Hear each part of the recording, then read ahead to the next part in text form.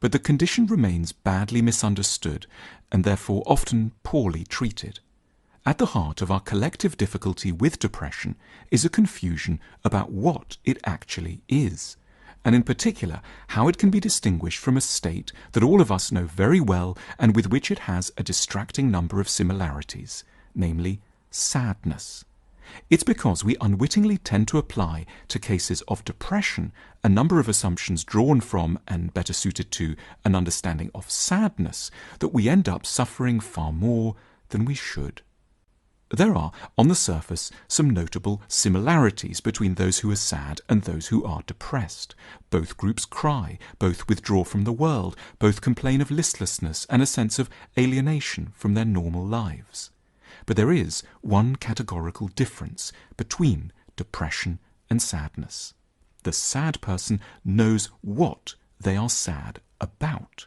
The depressed person doesn't. Sad people can, without difficulty, tell us what is troubling them. I'm sad that my grandmother has died, or that I lost my job, or that my friends are being unkind to me.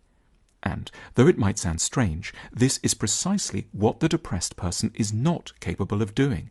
They may be tearful and at a very low ebb, but they can't conclusively put a finger on what has drained life of meaning for them. They simply say it has no meaning per se.